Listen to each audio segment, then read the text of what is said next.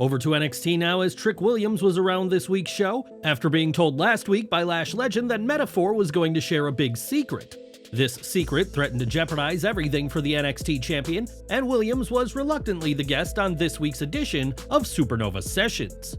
It turns out the secret wasn't that, as during the segment, Dar revealed that the yellow envelope contained a photo of Trick pinning Dar, which set up his NXT championship chase. Dar tried to claim that all Williams had achieved had come from him, but the real story of this segment was the tease of romance between the NXT champion and Lash legend. Trick called Lash Babe, much to the shock of the rest of Metaphor, and the crowd at the show enjoyed a "He's your daddy" before Trick addressed a chant saying he isn't the daddy. Before Lash could potentially own up to the relationship, Dar struck Williams and laid him out, and the segment ended with Dar holding up the NXT championship. It appears Dar will be next to challenge Trick, but the big story is the possible relationship between Williams and Lash. And what did you make of this segment? Let us know down below. Before this week's Raw, WWE promised 4 King of the Ring matches and 4 Queen of the Ring matches, but when the show wrapped up, only 6 of these matches had happened.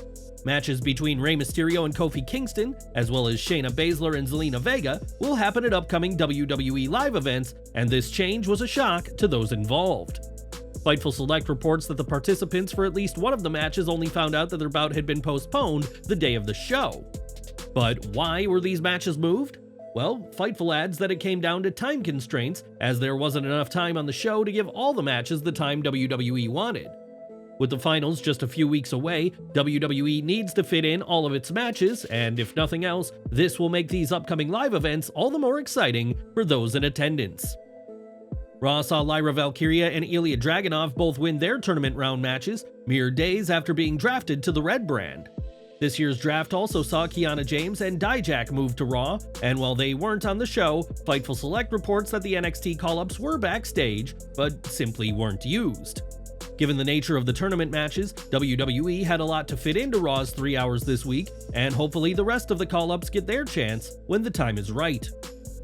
On last week's NXT, Tyson DuPont and Tyreek Igwe made their in-ring debut after multiple hype packages, but their debut didn't go as planned as they lost to the OC. During this week's show, the No Quarter Catch crew poked fun at the pair for losing, setting up a match between the new team against Charlie Dempsey and Miles Bourne. Before the match started though, it was announced that chanting Stax Lorenzo would officiate, and it's safe to say he wasn't exactly impartial. The guest referee counted slowly during Dempsey's pinfall, which prompted the NXT Heritage Cup holder to argue with Stax, distracting him long enough for the newcomers to get the win.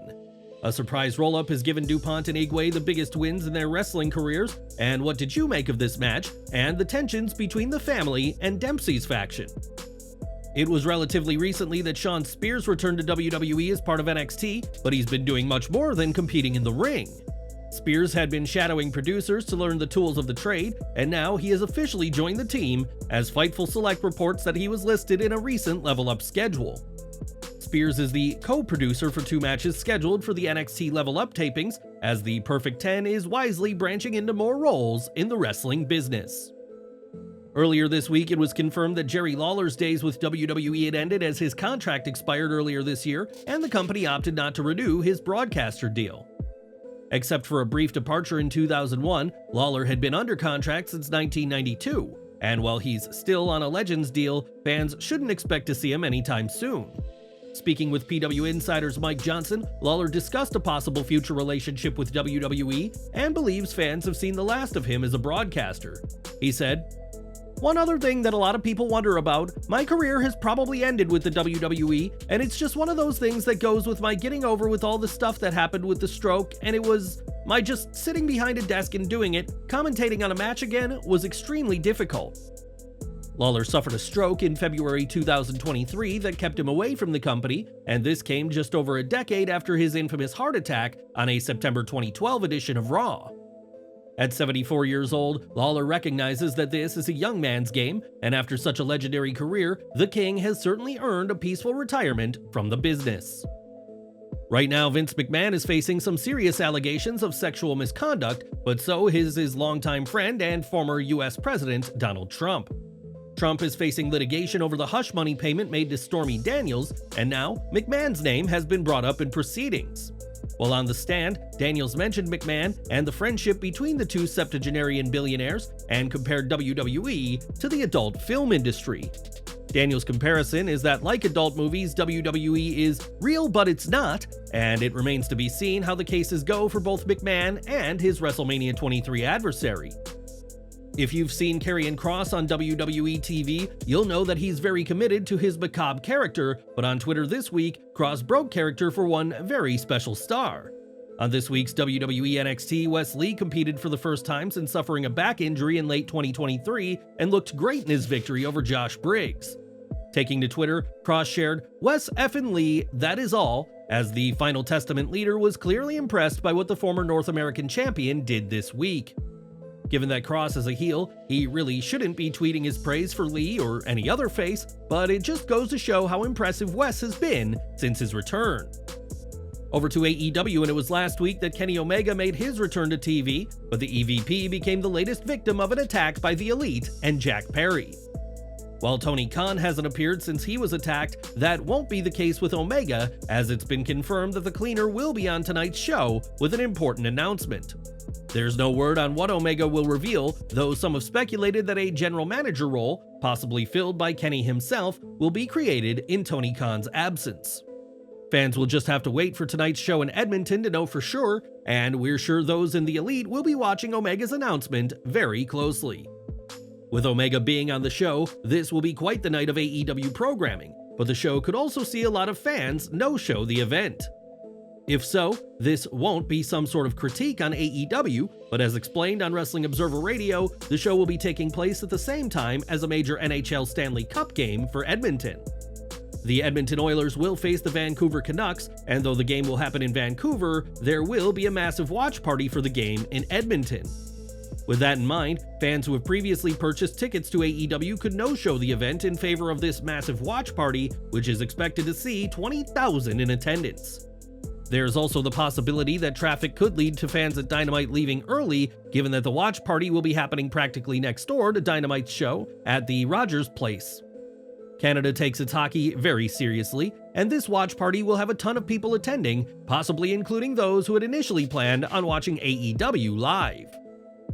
As we previously reported, Ric Flair was irate earlier this week after he was kicked out of a Piesanos restaurant despite spending $1,500 and taking photos with customers and staff.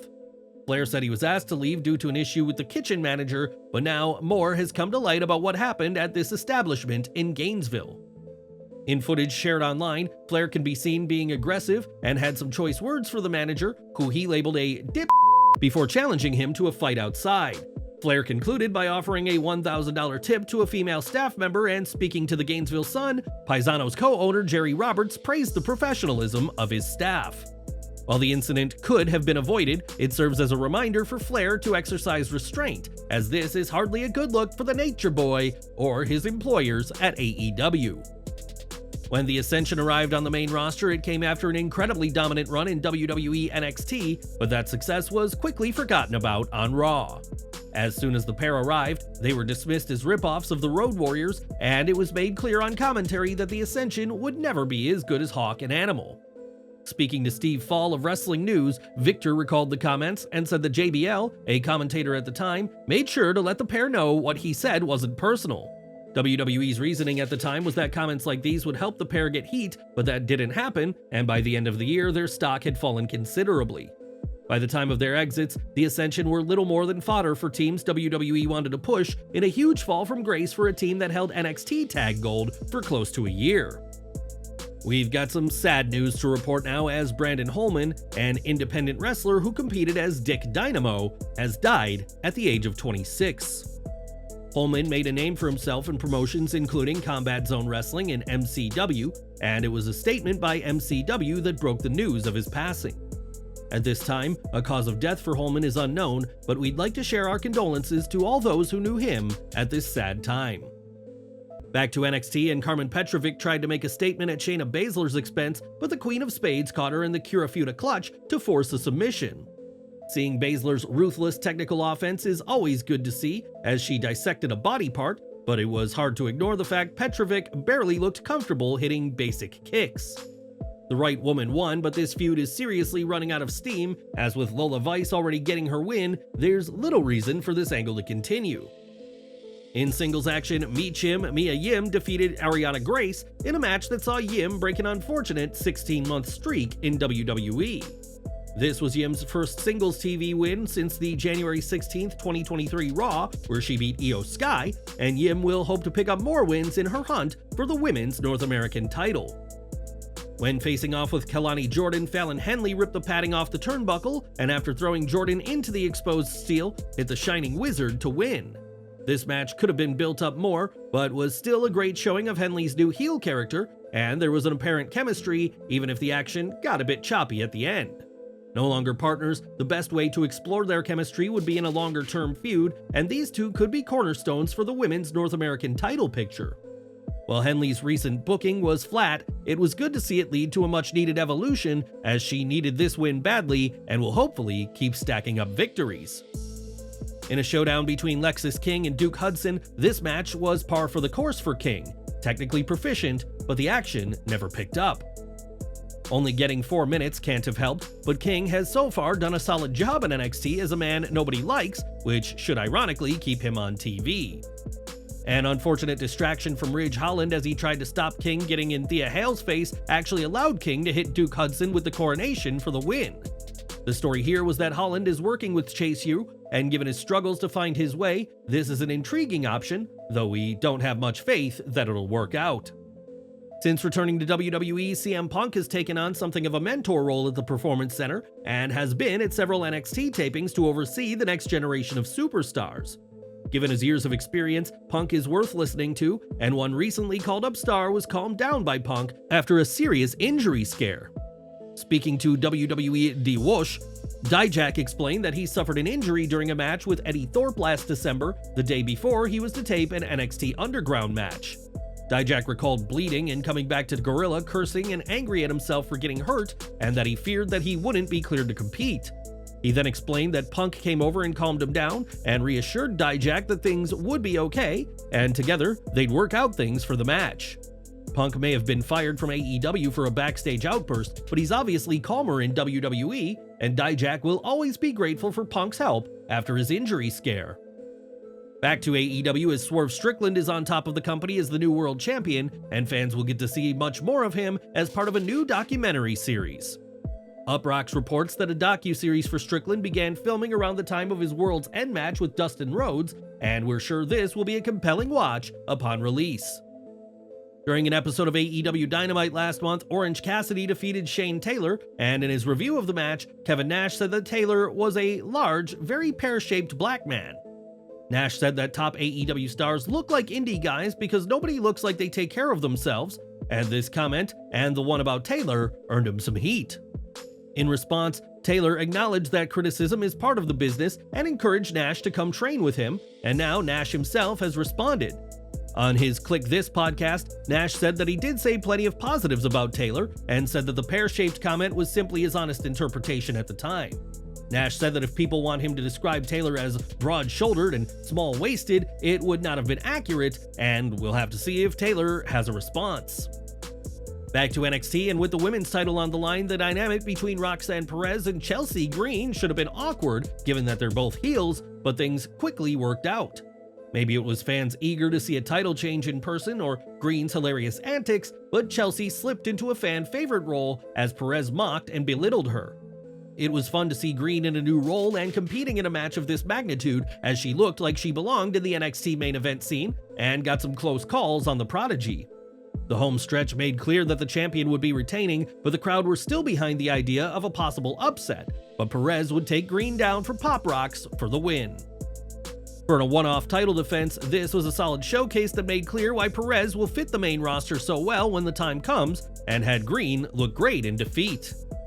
And that was WWE NXT, and while a drop was expected given it was the week after Spring Breakin', it was still a shame to see many matches fall into 3 to 4 minute windows. The opener with Wes Lee and the main event with Roxanne Perez were important to show what they could do, and in this post-draft NXT, they will be major leaders for the brand. Fallon Henley showed that a heel turn was what was needed for her to rise up the NXT roster, and she, Kelani Jordan, and Thea Hale should be ones to watch in the women's North American title scene. The women's combine did not work that well in practice due to how much required narrated montage, and more of the action would have made the whole thing mean more. The rest of the card was forgettable and did not clearly build to the future of NXT, though the battleground picture will hopefully grow clearer soon.